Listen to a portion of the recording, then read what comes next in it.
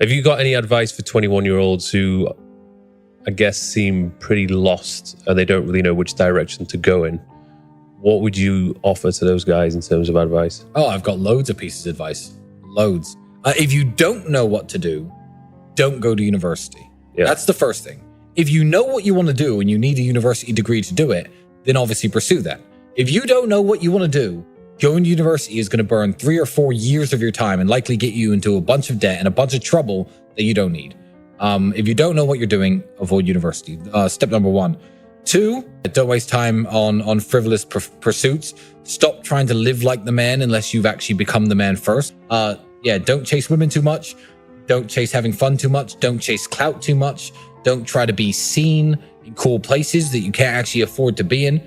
You know, Dubai is actually a very interesting example of this. I'm going to go off on a bit of a tangent here, but that's all good advice. It's simple. Dubai is a very good example of this because Dubai is a place where people can look like they're doing something big when they're doing absolutely nothing at all. Mm-hmm. There are hotels in Dubai, like the hotels I stay at, that are 1, 2, 3 grand a day, 10 grand a day. They do exist.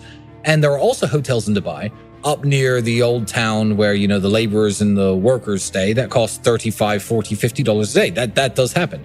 You could fly to Dubai, and people do this. Men do this with no money because men don't have the ability to just, you know, hit dating apps in Dubai and live the good life. They come to Dubai with their friends. They have no money in their pockets. They have a nice shirt that they'll wear, fine. And they'll take a taxi from their really cheap hotel down to downtown, picture in front of the Burj Khalifa, click, picture in front of a Lamborghini, click. Now they're a guy with a picture in front of a Lamborghini in Dubai. They're a guy who hangs out in Dubai now. He's at the Burj Khalifa. He makes less than $1,000 a month, probably. You know, people do this. They literally clout chase based on location. And that is the biggest waste of time that I've ever heard of. You know, go on a vacation within your budget and have fun with your friends, by all means, and take your mind off trying to be somebody. But yeah, people pretend too hard today. And the effort it takes to pretend short term will make you look richer or cooler or more successful than you are. But if you take all the time that you spend pretending and actually invest it into trying to become what you're pretending to be, you'll get there. A lot of people, including my brother, who say that reading books is largely a waste of time. I used to have time to waste. Books are entertainment. People read and they think that reading is going to make them rich or make them successful. I feel like reading is putting your brain on pause. You know, you might be entertained for a while, but I feel like it's a higher form of Netflix to me, you know? And even, you know, success books, you know, I saw a copy of Rich Dad, Poor Dad somewhere here in your apartment. Yeah. I'm not saying that reading that isn't entertaining. I mean, there's a movie called The Pursuit of Happiness about, you know, I don't know if you've seen a Will Smith movie where he gets successful and stuff, but it's still not going to make you rich. You were already who you were before you bought that book. I know that book isn't that old. But if you're young and you're broke and you don't have anything in life, I don't feel like these success-based, what I would call success porn books, these, you know, alter your mindset, alter your life kind of books are going to benefit you massively. I've read loads of books, but I read for entertainment. And then again, people think reading makes you smarter. I agree. And then they think smarter makes you richer.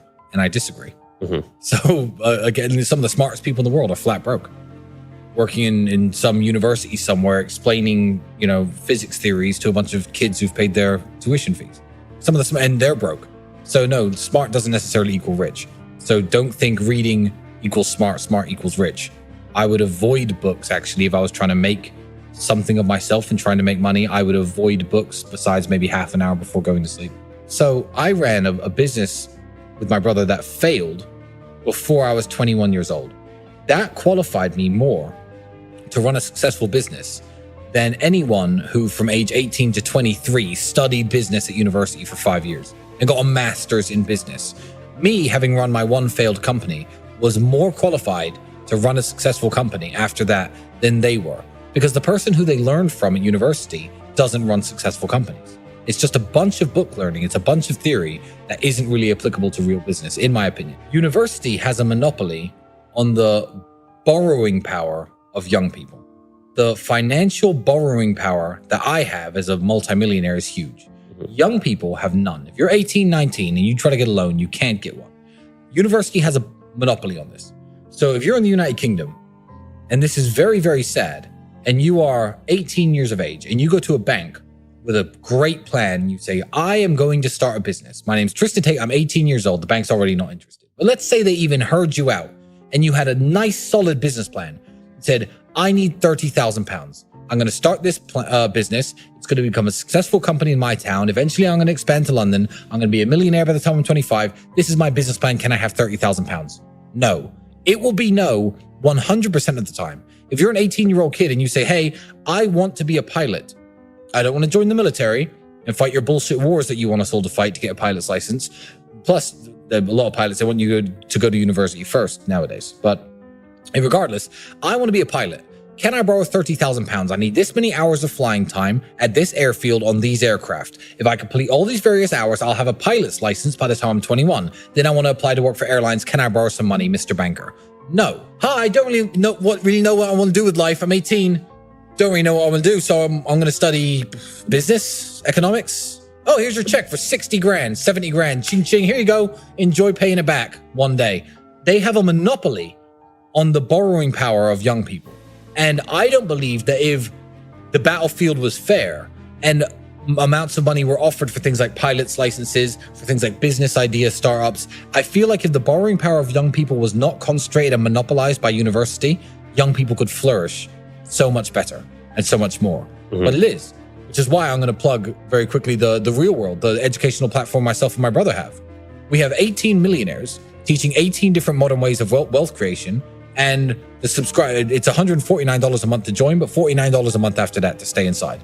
$49. Everyone makes $49. And now you have 18 actual millionaires giving you lessons and telling you how to make money. Before you want to go to university, if you don't know what you're doing, go to the faculty car park. Go to the parking lot of your university where the teachers park and look what they're driving. You won't see one car that you'll ever want. Ever. So these are the people who are teaching you. These are the people who you're listening to.